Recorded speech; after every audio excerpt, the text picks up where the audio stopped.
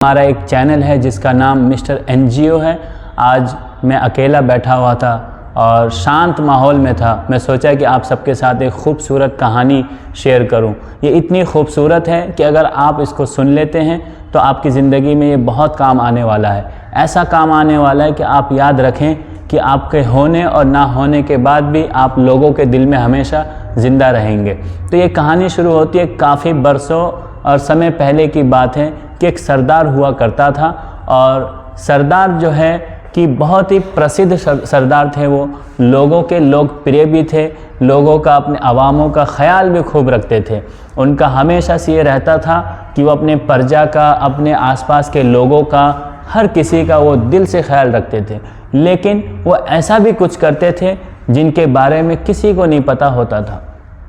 एक दिन सरदार जो है दुनिया से चला जाता है। जब वो दुनिया से पर्दा कर जाते हैं, दुनिया से सबके नज़रों से ओझल हो जाते हैं, जब वो समाज और लोगों के बीच में नहीं होते हैं, तो जो नया सरदार बनता है वो उनकी फैमिली से जाके पूछते हैं कि मुझे सरदार की ऐसी कोई बात बताइए जिसे कोई नहीं जानता हो।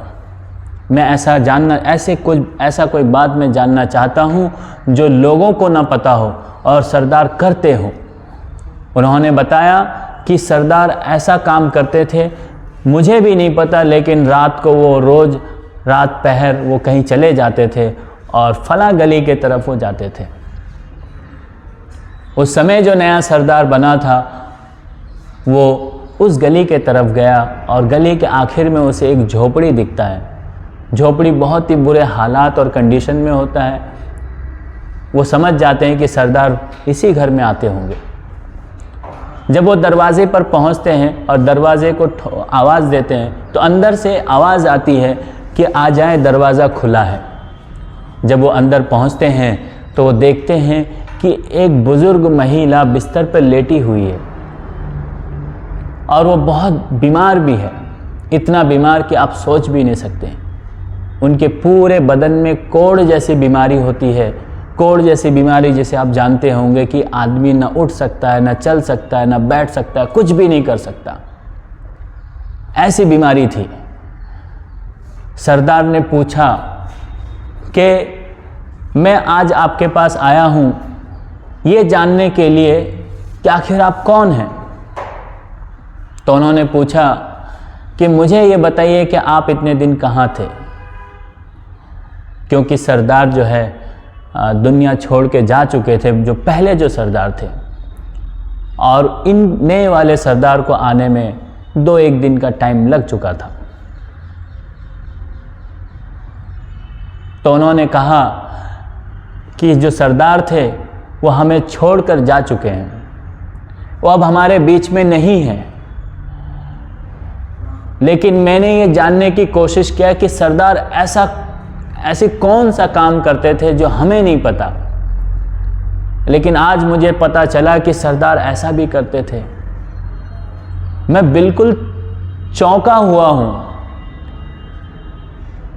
मैं सोच भी नहीं सकता कि सरदार किसी के नज़रों में आए बिना ये भी काम करते हैं। उन्होंने कहा कि आज से मैं ही आपके खिदमत में आया करूँगा, मैं ही आपका ख्याल रखने हर रात को आऊँगा। बस मुझे बताएं कि सरदार जो आते थे वो सबसे पहले क्या करते थे। जो बुज़ुर्ग अम्मा लेटी हुई हैं वो कहती हैं कि सबसे पहले वो गर्म पानी करते थे और मेरे पूरे बदन की सफाई करते थे,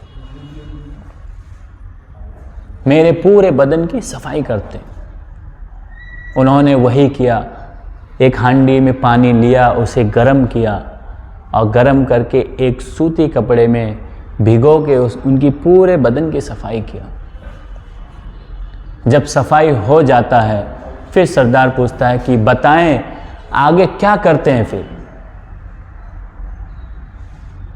वो कहते हैं कि आगे वो मुझे खाना खिलाते हैं। तो सरदार रोटी का टुकड़ा उनके मुंह में डालते हैं, लेकिन जैसे ही अम्मा रोटी के टुकड़े को चबाने जाती है तो उन्हें बहुत तकलीफ होता है। और जब ये तकलीफ वो सरदार देखता है तब वो कहते हैं कि क्या हुआ आपको। तो कहती हैं कि मुझे रोटी चबाने में भी तकलीफ़ हो रही है। सरदार जब मुंह के अंदर देखते हैं कि कोढ़ जो है मुंह के अंदर भी कोढ़ हो रखा है, वो बीमारी उनके मुंह के अंदर तक, गले तक पहुंचा हुआ है। उन्हें बहुत दुख हुआ ये देखकर कि कितना मुश्किल होगा उनके लिए कि एक रोटी के निवाले को कैसे चबाएंगे। जबड़े में, मुंह के अंदर, जुबान में, हर जगह कोढ़ जैसी बीमारी फैली हुई है। सरदार ने फिर पूछा कि अम्मा बताएं, इस हाल में वो क्या करते थे?